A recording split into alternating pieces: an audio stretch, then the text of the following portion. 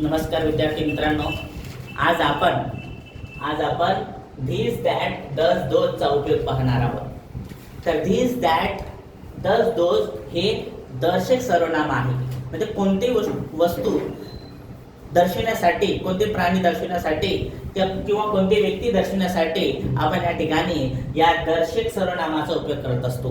आणि विद्यार्थी मित्रांनो, आपला व्हिडिओ जो आहे फार मोठा बनू नये म्हणून ऑलरेडी तुमच्यासाठी या ठिकाणी मी हे वेळ न वाया घालवता मी तुमच्यासाठी हे लिहून दिलेलं आहे। ओके, तर सर्वांनी काळजीपूर्वक लक्ष द्यायचं आहे। दैनंदिन जीवनामध्ये आपण या दर्शक सर्वनामाचा उपयोग दैनंदिन जीवनामध्ये आपण करत असतो। तर बघा विद्यार्थी मित्रांनो, ह्या ठिकाणी लक्ष द्या सर्वांनी। बघा, धीस म्हणजे काय? हा, ही, हे। बघा, या शब्दाचा उपयोग जवळ असलेली एक व्यक्ती, एक प्राणी, एक वस्तू दर्शविण्यासाठी होतो।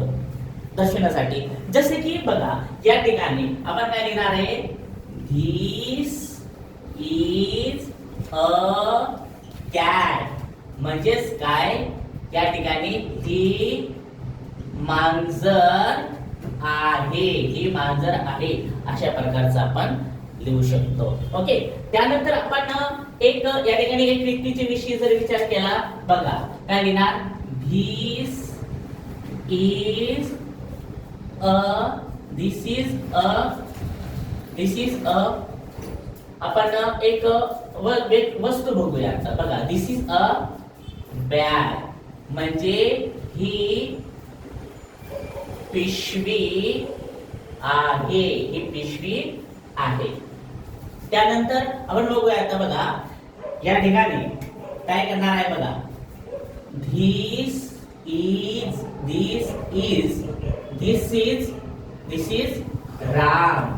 इज राम, म्हणजेच काय लिहिणार आहे?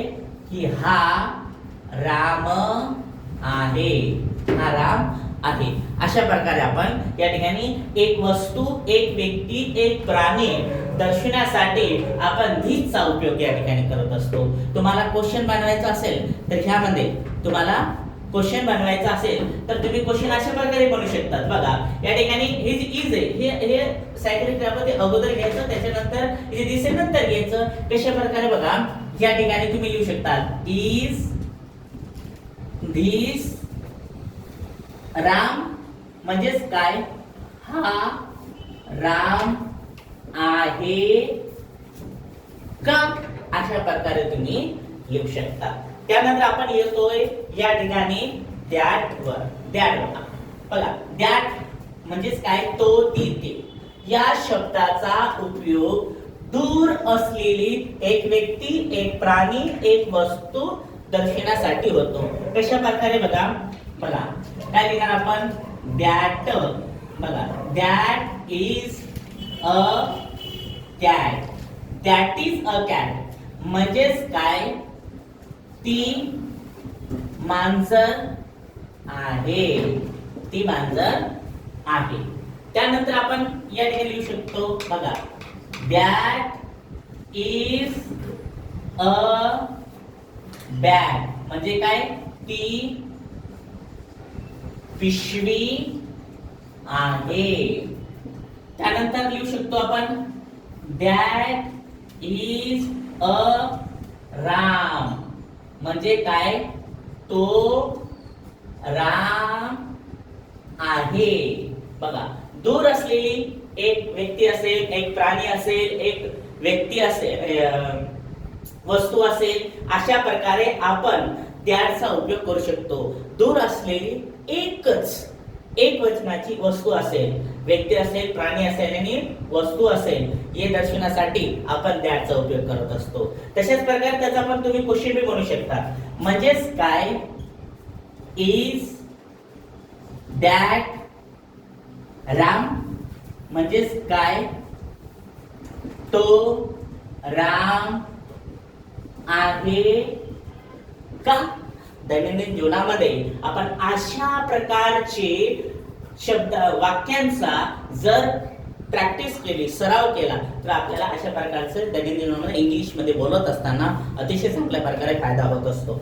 त्याचबरोबर बघा, त्याचबरोबर ह्या ठिकाणी आपण काय घेणार आहे, डज घेणार आहे. काय घेणार आहे, डज घेणार आहे. बघा काय डज, बघा डज म्हणजे त्याला आपण दिस मी म्हणतो. बघा दिस, बघा दिस, हे, ह्या, ही या शब्दाचा उपयोग जवळ असलेली अनेक व्यक्ती, अनेक प्राणी, अनेक वस्तू दर्शविण्यासाठी होतो. जवळ असलेली, ओके, जवळ असलेली. तर ह्या ठिकाणी बघा आपण लिहिणार आहे, या ठिकाणी काय लिहिणार आहे, these या सोबत आपण लिहिणार आहे R. these are cats, these are cats म्हणजेच काय लिहिणार आहे, म्हणजेच काय, ह्या मांजर, ह्या मांजर आहे. बघा ह्या मांजर आहे म्हणजेच काय, या ठिकाणी आपण ह्या मांजरी आहे म्हणजे ह्या मांजरे आहे अशा प्रकारचं तुम्ही अनेक वचन या ठिकाणी तुम्ही लिहू शकता. म्हणजे these are cats, अनेक प्राणी आपल्याला ह्या ठिकाणी जवळ आहे, आपण हे दाखवले, ह्या मांजरे आहेत अशा प्रकारे लिहू शकतो. त्याच प्रकारे या ठिकाणी लिहिणार आपण these are bags म्हणजेच काय, ह्या पिशव्या आहेत. बघा या मांजरे आहेत किंवा आहेत असं लिहू शकतो आपण या ठिकाणी. बघा या पिशव्या आहेत, ओके, या पिशव्या आहेत. आता या ठिकाणी तर आपण या ठिकाणी राम तानिक वगैरे या ठिकाणी आपण वापरू शकत नाही. बघा कशा प्रकारे, बघा इथं आपण करू शकतो. समजा या ठिकाणी these are, आता राम एक बॉय आहे तर आपण या ठिकाणी लिहू शकतो. बघा these are boys म्हणजे काय, these are boys म्हणजे काय, या ठिकाणी हे मुलं आहेत किंवा ही मुली, म्हणजे मुली गर्ल्स असेल तरी ह्या मुली आहेत अशा प्रकारे लिहू शकतो. ओके, त्याच प्रकारे आपण दोनचा उपयोग करणार आहोत. बघा यामध्ये तुम्ही क्वेश्चन्स बनवू शकतात कशा प्रकारे. बघा are these bags, are these bags म्हणजे ह्या पिशव्या आहेत का, अशा प्रकारे तुम्ही क्वेश्चन बी बनवू शकता, क्वेश्चन सुद्धा बनवू शकतात. आता दोनचा उपयोग आपण या ठिकाणी घेणार आहे. काय करणार आहे, दोनचा उपयोग घेणार आहे. तर दोनचा उपयोग कसा होईल, बघा दोज आर. आता दोनचा उपयोग का, ते, त्या, ती या शब्दाचा उपयोग दूर असलेली अनेक व्यक्ती, अनेक प्राणी व अनेक वस्तू दर्शविण्यासाठी होतो. ओके, काय करणार आहे, बघा या शब्दाचा उपयोग दूर असलेली अनेक व्यक्ती, अनेक प्राणी, अनेक वस्तू दर्शविण्यासाठी होतो. तर बघा दोज आर काय लिहिणार आपण, दोज